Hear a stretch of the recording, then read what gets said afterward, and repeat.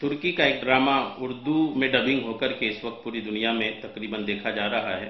Ertugrul الغازی رحمۃ اللہ تعالی علیہ کے نام پر۔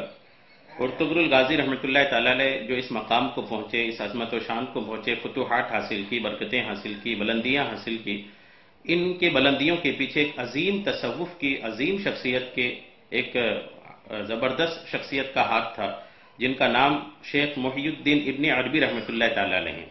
جو ڈرامہ دیکھتے ہیں ان کو یہ پتہ بھی ہوگا کہ جب یہ ارطغرل الغازی رحمۃ اللہ تعالی علیہ کسی مشکل میں پھنسے، جب ان کو حاجت پیش آئی، ضرورت پیش آئی، جب مصیبت میں گھستے ہوئے یا مصیبت میں پھنستے ہوئے سمجھ میں آئے، تو انہوں نے ایک بزرگ شخصیت کی بارگاہ میں اپنی حاجت پیش کرتے ہیں۔ وہ عظیم شخصیت، وہ عظیم بزرگ حضرت شیخ اکبر محی الدین ابن عربی رحمۃ اللہ تعالی علیہ ہیں۔ بڑی عظیم شخصیت ہیں، اہل تصوف کے امام ہیں اور وحدت الوجود کے قائلین کے پیشوا ہیں، زبردست بزرگ ہیں۔ ان کے تعلق سے کچھ دلچسپ باتیں میں آپ کو سنانے کی سعادتیں حاصل کرتا ہوں۔ میرے ہاتھ میں جو کتاب ہے علامہ ابن جامی رحمۃ اللہ تعالی علیہ کی نفحات الانس ہے، اس کا اردو ترجمہ میرے ہاتھ میں ہے۔ اردو ترجمے کی صفحہ نمبر 808 سے اور پھر آگے کے صفحات سے میں آپ کو ان کے ابن عربی رحمۃ اللہ تعالی علیہ کے تعلق سے کچھ باتیں عرض کرنے کی سعادت حاصل کرتا ہوں۔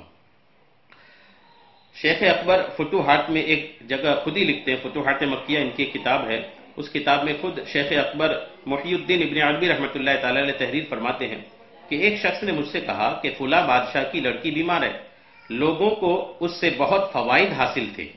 بادشاہ کی جو لڑکی، بادشاہ کی جو شہزادی بیمار ہے، وہ شہزادی سے عوام کو، مخلوق کو بہت فائدہ حاصل تھے، لیکن ابھی وہ بیمار ہے اور آپ سے اس کو بڑا اخلاص ہے۔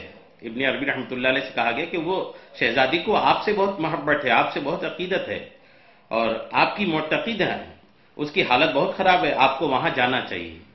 لوگوں نے آپ کی بارگاہ میں عرض کیا۔ ابن عربی رحمۃ اللہ علیہ فرماتے ہیں میں گیا وہاں، تو اس شہزادی کے جو شوہر ہیں انہوں نے استقبال کیا اور مجھے اس بیمار شہزادی کے سرہانے لا کر بٹھایا۔ میں نے دیکھا کہ وہ حالت نزا میں ہے۔ ابن عربی رحمۃ اللہ علیہ فرماتے ہیں میں نے دیکھا وہ شہزادی حالت نزا میں ہے، یعنی موت کا وقت ان کے قریب ہے۔ میں نے کہا کہ اس کو جلدی پکڑو کہ یہ تو مرنے والی ہے۔ فرمایا شہزادی کو جلدی سے پکڑو ورنہ یہ انتقال کر جائے گی۔ اس کے شوہر نے مجھ سے کہا کہ حضرت میں اس کو کس طرح پکڑوں؟ میں نے کہا کہ اس کو پھر خرید لیا ہے۔ انہوں نے کہا، شوہر نے کہا حضور کیسے پکڑوں؟ موت کو تھوڑی پکڑ کے رکھوں گا، تو آنی ہے تو آئے گی۔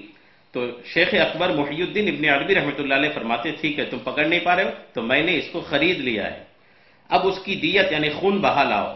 چنانچہ کافی روپیہ بطور دیت لے کر آئے۔ نزا اور جانکنی کی کیفیت ختم ہو گئی اور لڑکی نے آنکھ کھول دی، اور آنکھ کھول کے ابن عربی رحمۃ اللہ علیہ فرماتے ہیں انہوں نے مجھے سلام کیا، آنکھ بھی کھولی اور سلام کر کے ادب سے اٹھ کر کے بیٹھ گئے۔ اب جن کو نزا کا عالم تھا، موت ایک دم قریب آ چکی تھی، یہاں تک کہ موت کیا حضرت ملک الموت علیہ السلام تشریف لا چکے تھے، موت قریب تھی، ان کے موت کا وقت آن پڑا تھا۔ اس وقت ابن عربی رحمۃ اللہ علیہ فرماتے کہ میں نے اس کو خدا سے خرید لیا مطلب کہ ان کی رب کی بارگاہ میں دعا کر کے اب ان کی موت ٹال دی، خدا سے خرید کر کے ان کو کچھ حد تک ان کو زندگی دے دیا۔ میں نے اس سے کہا کہ تم خوف نہ کرو، لیکن یہاں ایک بات سمجھ لو کہ جب ملک الموت آ جاتا ہے تو پھر خالی ہاتھ واپس نہیں جاتا، بس تمہارا بدل دیے بغیر کچھ چارہ نہیں۔ ابن عربی رحمۃ اللہ علیہ فرماتے ملک الموت آئے ہیں، وہ جان لینے کے لیے آئے ہیں تو وہ تو لے کے ہی جائیں گے، انہیں اگر تم زندہ رہنا چاہتے ہو تو تمہارے بدلے میں کوئی جان ان کو دینی پڑے گی۔ ہم نے تم کو اس سے چھڑا دیا ہے، لیکن ملک الموت ہم سے اپنا حق مانگتا ہے، یہ اس وقت تک واپس نہ جائے گا جب تک کوئی دوسرا جان نہ لے، جب تک جان نہ لے تب تک ملک الموت واپس نہیں جائیں گے۔ اگر تم زندہ رہو گی تو لوگوں کو تم سے بہت فائدہ پہنچے گا، چونکہ تم عظیم المرتبت اور عظیم القدر ہو، اس لیے تمہارے بدلہ میں بھی کوئی بڑی اور قابل قدر چیز، شخصیت ہونا چاہیے۔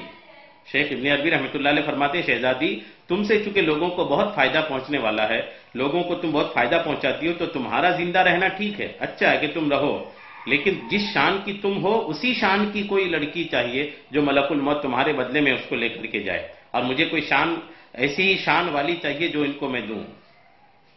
پھر ابن عربی رحمۃ اللہ علیہ کی قربانی دیکھیے، فرماتے ہیں کہ میری ایک لڑکی ہے جو مجھ کو بہت ہی پیاری ہے، میرا خیال ہے کہ میں اس کو تم پر قربان کر دوں، یہ کہہ کر ابن عربی رحمۃ اللہ علیہ فرماتے ہیں کہ میں ملک الموت کی طرف متوجہ ہوا اور میں نے کہا کہ تم بدلہ میں کوئی جان لیے بغیر اپنے پروردگار کے پاس نہیں جاؤ گے، پس تم اس کے بدلے میں میری لڑکی کی جان لے لو کہ میں نے اس کو خداوند تعالیٰ سے خرید لیا ہے، یعنی اس شہزادی کو میں نے خرید لیا ہے خدا سے، اب تم اس کے بدلے میں میری شہزادی کی جان لے لو۔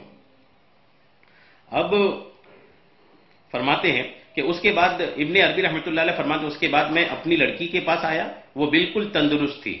ابن عربی رحمۃ اللہ علیہ اپنی بیٹی کے پاس آئے، وہ بالکل تندرست تھی۔ کہتے میں نے اس سے کہا اے جان من، تم اپنی جان مجھے بخش دو کیونکہ تمہاری ذات شہزادی کے مقابلے میں نفع بخشی کے اندر قائم مقام نہیں ہو سکتی۔ میری بیٹی نے یہ سن کر کہا کہ بابا جان میری جان آپ کے لیے حاضر ہے۔ میں نے تب ملک الموت سے کہا کہ اب اس کی جان لے لو، اسی وقت وہ لڑکی گر پڑی اور مر گئی۔ الحمدللہ شیخ ابن عربی رحمۃ اللہ علیہ نے شہزادی کے بدلے میں اپنی بیٹی کو خدا کی بارگاہ میں پیش کر دیا، یعنی ملک الموت خالی ہاتھ واپس نہیں گئے، بلکہ حضرت ابن عربی رحمۃ اللہ علیہ نے ان کے بدلے میں اپنی بیٹی کا جان دے دیا۔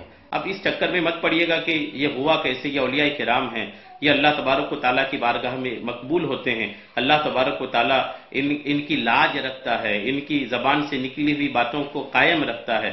رب جس سے ان اللہ علی کل شیء قدیر، رب ہر چیز پر قادر ہے۔ رب اپنے محبوبین، رب تبارک و تعالیٰ کے جو اولیاء کرام ہیں، رب تبارک و تعالیٰ الحمدللہ ان کی باتیں سنتا ہے اور ان کی باتوں کو مانتا ہے، ان کی دعائیں قبول، ان کی عرضیاں قبول کرتا ہے۔ تو یہ بزرگ کی ابن عربی رحمۃ اللہ علیہ کی عظیم الشان کرامت ہے۔ ہمیں اللہ تبارک و تعالیٰ ابن عربی رحمۃ اللہ علیہ کا صدقہ نصیب فرمائے۔ اب جن کی پیٹھ پر اتنے بڑے بزرگ کا ہاتھ ہو، یا جن پر اتنے بڑے بزرگ کا سایہ ہو، جن کے پاس اتنے بڑے بزرگ کی دعائیں ہیں، ارطغرل الغازی رحمۃ اللہ علیہ، تو پھر ان کو بلندیوں کو پہنچنے تک کون روک سکتا ہے؟ ان کا ایک اعلیٰ مقام ہونے سے کون روک سکتا ہے؟ اتنے بڑے بزرگ کی سرپرستی کی وجہ سے الحمدللہ ارطغرل الغازی رحمۃ اللہ علیہ کا سینکڑوں سال گزرنے کے بعد آج پھر سے ڈنکا بج رہا ہے۔ اللہ تبارک و تعالیٰ تمام غازیان اسلام کا ہم سب کو صدقہ نصیب فرمائے۔ آمین بجاہ النبی الامین صلی اللہ تعالی علیہ وسلم۔